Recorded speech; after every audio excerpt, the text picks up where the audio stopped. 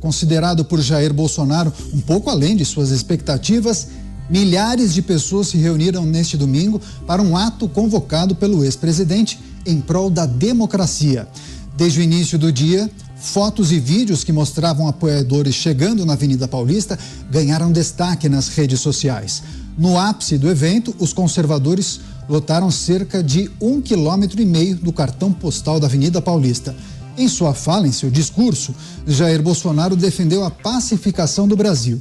Disse que o povo brasileiro não merece estar vivendo esse momento e pregou em favor da liberdade como o bem maior.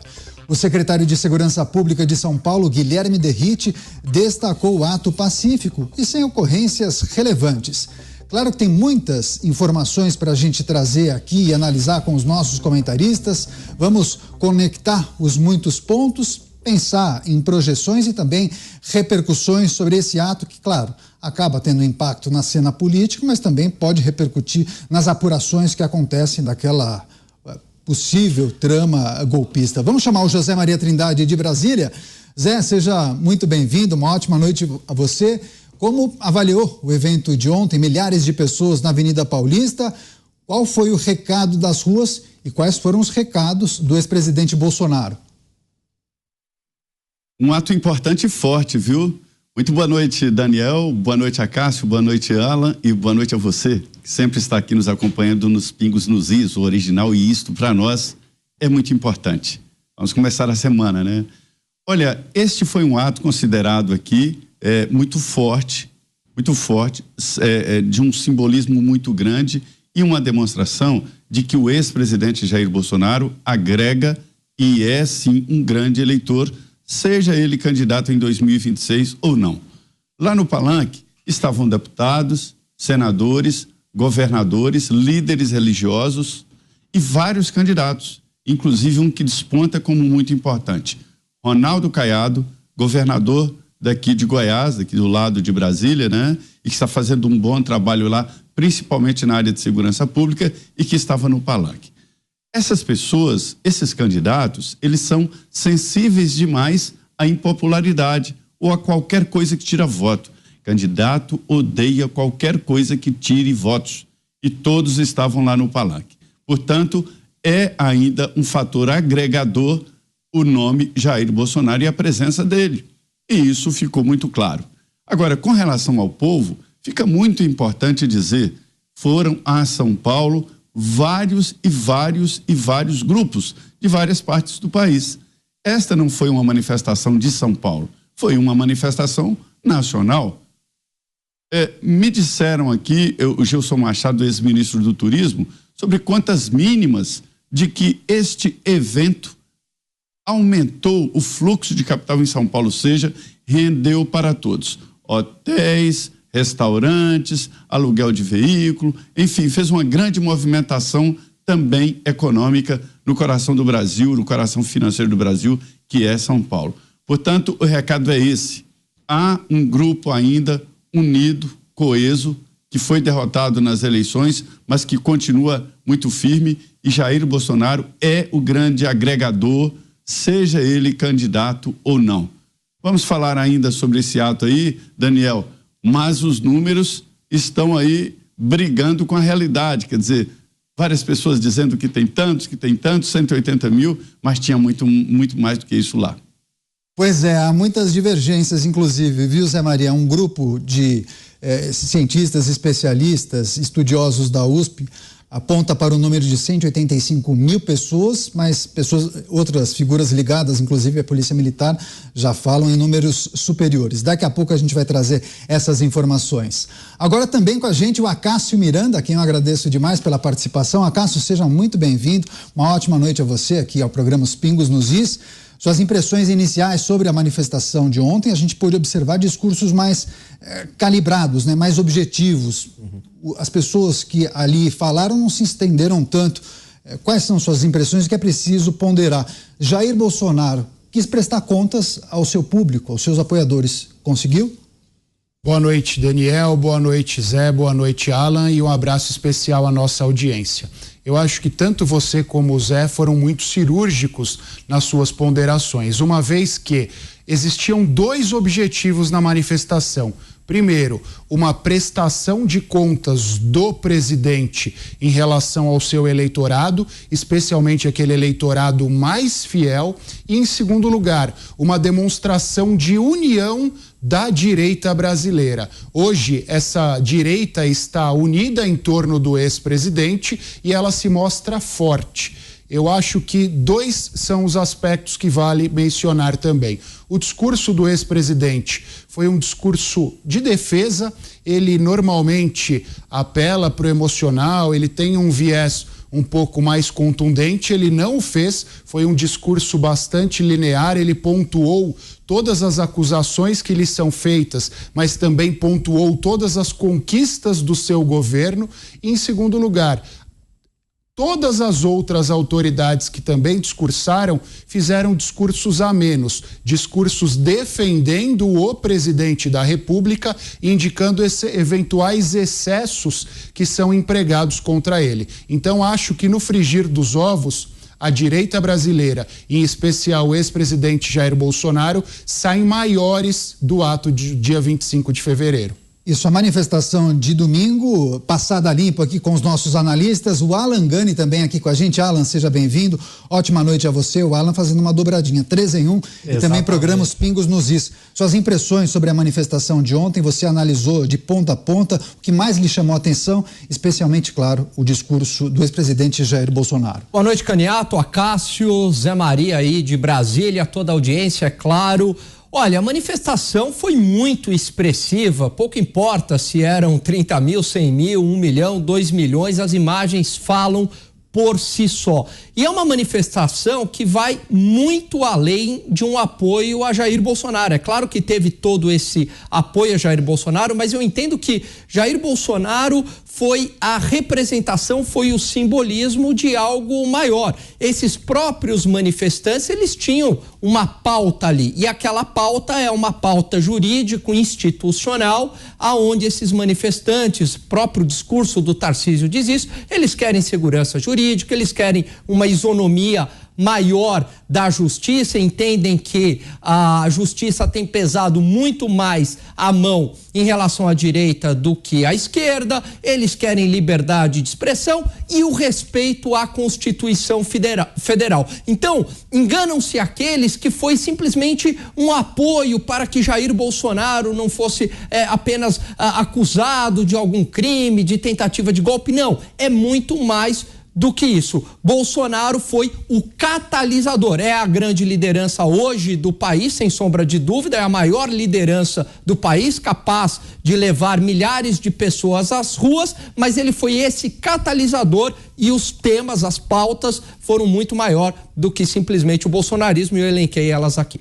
Pois é, eu vou retomar com o José Maria Trindade. Zé, para além daquelas divergências em relação ao número de pessoas que participaram desse ato, desse evento na Avenida Paulista, é preciso reconhecer que tinha muita gente por lá, né? Quarteirões e mais quarteirões lotados de manifestantes, sobretudo aqueles vestindo camiseta nas cores da bandeira do Brasil. Agora, o presidente da República, o Partido dos Trabalhadores, integrantes do governo federal entenderam o recado, de que maneira? Qual foi a repercussão no entorno do presidente da República e também nos partidos de esquerda, hein, Zé?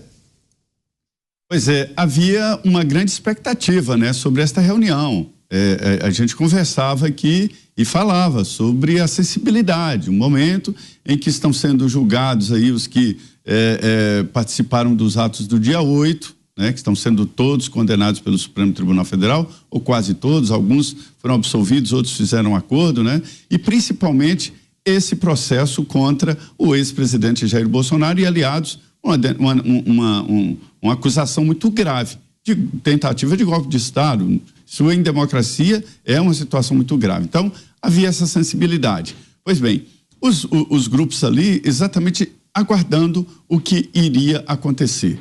Houve uma conversa de emissários do grupo organizador, principalmente Jair Bolsonaro, e ministros daqui dos tribunais superiores, no sentido de que seria uma manifestação diferente, não haveria ataque a instituições, e isso aconteceu.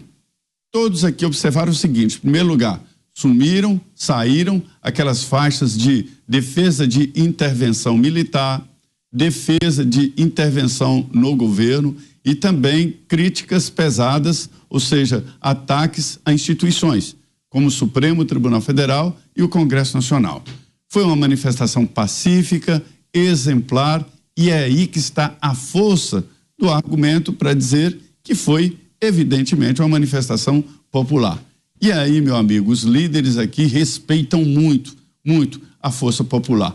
Além da demonstração aí do palanque de pessoas que são candidatos agora e no ano que vem e em 2026, né? Ninguém se aproxima de alguém que está perdendo votos. Essa é a realidade da política. O político é muito covarde para perder votos. E a grande avaliação é a seguinte: os partidos de oposição dizem que o ex-presidente Jair Bolsonaro assumiu participação nesta tentativa de golpes ao falar daquilo que é chamado lá do piloto do golpe, que é aquele que seria o decreto do golpe, né? E outra situação que é considerada sensível é exatamente ele ir para a frente de um palanque. Todos admitem que foi um risco, mas um risco calculado, né? Um risco calculado. Todos, evidentemente, defendendo a democracia, defendendo posições firmes na defesa da Constituição, e isto é muito importante. Então foi um ato forte, cheio de mensagens, no sentido de que esse grupo está unido, né? E as pesquisas indicam exatamente isso. Indicam que o que saiu das eleições continua. Os dois grupos fortes, o que defende o presidente Lula e os que defendem o ex-presidente Jair Bolsonaro, estão mais ou menos no mesmo patamar. E são fortes. Só que o ex-presidente Bolsonaro continua mobilizando muito mais. Muito mais. Se o presidente Lula convocar uma manifestação assim em qualquer parte do país, não vai acontecer. Evidentemente que não vai acontecer. Tanto é que deputados e senadores estão tendo dificuldades para organizar uma manifestação em defesa da democracia. Veja bem, é igual canja de galinha quando se diz lá em Minas: se não cura o doente, matar também não faz mal. Defesa da democracia, quem é que não defende a democracia? Quer dizer, pouquíssimos não defendem a democracia, né? Então é genérico e bom defender a democracia, mas mesmo assim eu duvido que reúnam tantos num só lugar. Daniel, eu faço um cálculo assim bastante simples, muito simples. O Maracanã, por exemplo, que é um estádio símbolo no Brasil, a ocupação dele máxima é de quase 100 mil, cerca de 97 mil, né? E esse grupo aí não caberia em 2, nem 3, nem 4, nem 5, nem 6 Maracanãs. Fica muito evidente. É só olhar o Maracanã e ver lá o Maracanã inteiro, 100 mil pessoas, quer dizer, 180 mil pessoas, 2 Maracanãs, não caberia esse tanto de gente aí. É uma conta simples. Agora, fora esse debate, está uma guerra danada aí nas redes, comparando inclusive com outras manifestações tradicionais do país, que falam lá em milhões, né? Como a do orgulho gay, enfim, outras, né, manifestações. É evidente que as imagens chamam a atenção. E me chamou a atenção particularmente essa manifestação limpa, honesta, democrática e muito, muito tranquila. É isso, a gente vai trazer muitos aspectos nessa edição especial de Os Pingos nos Is.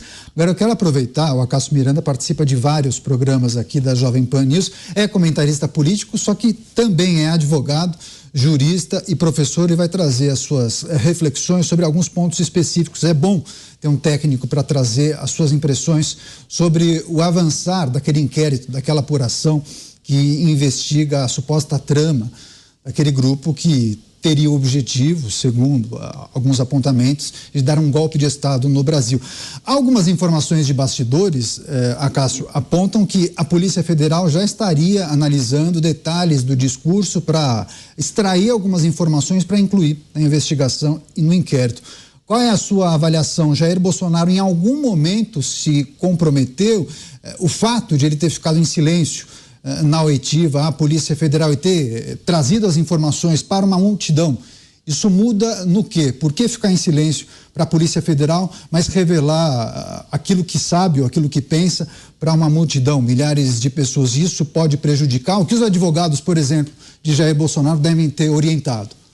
Daniel, você fez menção a 2 direitos que todos nós temos. Primeiro, quando somos investigados ou somos chamados enquanto investigados a comparecer perante um delegado ou um juiz, todos nós temos o direito de permanecer em silêncio e não seremos prejudicados por isso. Isso não trará nenhum prejuízo à sua tese ou à sua defesa. E quando nós olhamos para o dia 22 de fevereiro, nós percebemos que todos os investigados foram convocados ao mesmo tempo. Essa é uma estratégia da Polícia Federal, não dá para a gente negar que a Polícia Federal agiu deliberadamente nesse sentido e não há nada que impeça que a Polícia Federal o faça. Mas também, reitero, não há nada que impeça que os investigados combinem e fiquem em silêncio. Em segundo lugar, o segundo direito constitucional foi exercido no domingo,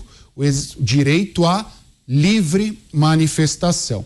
E todas as ponderações do presidente durante o seu discurso, não há o cometimento de nenhum crime e verdade seja dita. É óbvio que existem conjecturas, mas não há nada que possa implicar juridicamente o ex-presidente, uma vez que não há ataque a nenhuma instituição, uma vez que não há ataque a ninguém, inclusive ele quase não fez menção ao governo atual, ao presidente da República atual, e também ele não fez menção ao processo no qual ele é investigado. Ele fez menção a uma minuta, mas é importante a gente lembrar o seguinte: era um papel onde estavam escritas algumas palavras que levariam à decretação de um estado de sítio e a uma GLO, Garantia da Lei e da Ordem. Mas aquilo não estava com o timbre da Presidência da República, aquilo não tinha assinatura de ninguém. Então, este documento por si só,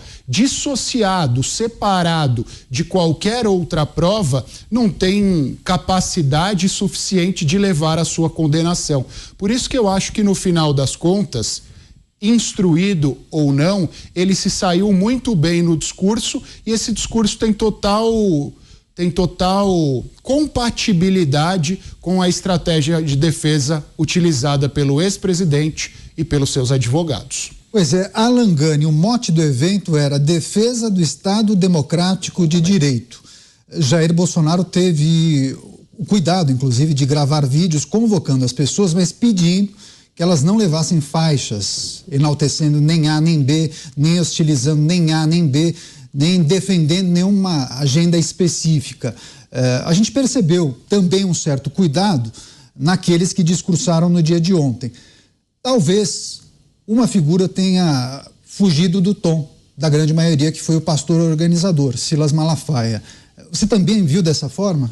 Olha, se a gente tivesse em tempos democráticos normais, ô Caniato, eu acredito que seria absolutamente válido você realizar críticas, né, a autoridades, a ministro, ou mesmo a instituições. Nenhuma instituição ela é imune à crítica. Só que a gente vive aí em tempos mais ou menos estranhos. Dentro dessa ótica de tempos mais ou menos estranhos que a gente vive, aí sim ele pode correr algum risco. Mas se ele tivesse, por exemplo, numa democracia como a dos Estados Unidos, o discurso dele seria absolutamente natural. Pelo contrário, lá até os discursos são muito mais duros em relação às instituições. E eu sempre falo uma coisa, né? Não existe uma liberdade asséptica, né? Não existe uma liberdade apenas aonde um tipo de opinião é aceita, um tipo de crítica é aceita. Então, a democracia, para ela poder existir, ela pressupõe opiniões que desagradem, opiniões que sejam boas, opiniões que sejam ruins e críticas às instituições. Mesmo porque ninguém estava lendo o teleprompter, né? Ou um cartaz com o texto. Ninguém estava lendo um texto ali no discurso. Era feito de improviso. No calor da situação, alguém pode escorregar, pisar um pouquinho para lá, para cá. Eu acho que o que não pode é incitar, né? Aí é crime mesmo. Tá aqui o Acácio, não pode incitar a violência, não pode caluniar, difamar. Agora, tirando, né, essas três... esses três crimes aí sim, tá tudo válido dentro da liberdade de expressão. Você, Zé Maria, chegou a conversar com alguém do entorno do ex-presidente Jair Bolsonaro? O evento de ontem atingiu os objetivos, cumpriu o seu papel, especialmente no que tange o discurso de Silas Malafaia. Alguém identificou que ele talvez tenha se excedido? Não, estão todos felizes. Dizem que todos estão dizendo que foi muito bem sucedido. Conversei com 3 pessoas ali próximas do ex-presidente Jair Bolsonaro, um ex-ministro dele, e todos dizem o seguinte, que foi bem acima da expectativa de público e principalmente de organização e de resultado final. Não houve nada que pudesse levar o Supremo ou tribunais superiores a entender como uma agressão. Veja bem, Daniel, o Brasil mudou, o mundo mudou. Desde diretas já, aí depois passou pelo Collor de Mello, Carlas pintadas nas ruas, e aí o povo desgostou da política. Não, isso não vale a pena ficar lutando por isso, são todos iguais, farinha do mesmo saco e pronto. E aí houve um apagão de manifestações no Brasil. E esta reação popular e de cidadania veio aparecer ali no meio do segundo governo Dilma, né? E aí as ruas foram preenchidas. Quando eu digo ruas, aconteceram manifestações aqui em Brasília, enormes, grandes, em São Paulo, várias, no Rio de Janeiro, em Pernambuco, na Bahia, em vários lugares. E o povo voltou a ocupar as ruas. No momento em que tudo era contra isso. O que se temia ou apostava que com esse advento da internet, das mídias sociais, das plataformas, esse tipo de manifestação seria exercido através das plataformas. E isso aconteceu durante a eleição de Jair Bolsonaro à presidência da República e mesmo durante o governo dele. Um pé muito forte nas plataformas. E contrariando esse senso de previsão de futuro, lá no passado, o retrato de hoje é de que as reuniões presenciais seriam muito mais raras.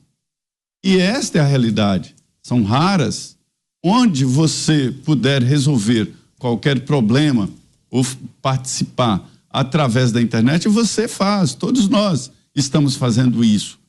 Mas é insubstituível o calor humano, o cara a cara, o discurso, a colocar uma roupa e pegar uma bandeira e ir para o centro de São Paulo, né, para a Avenida Paulista, manifestar. Então isso tem uma força nova na política e isso está interferindo inclusive aqui nas decisões dos parlamentares, na votação de leis eleitorais e tudo isso, porque haverá a votação de uma lei para regulamentar a eleição de 2026. Vai depender do resultado desta eleição municipal deste ano e principalmente do comportamento do eleitor.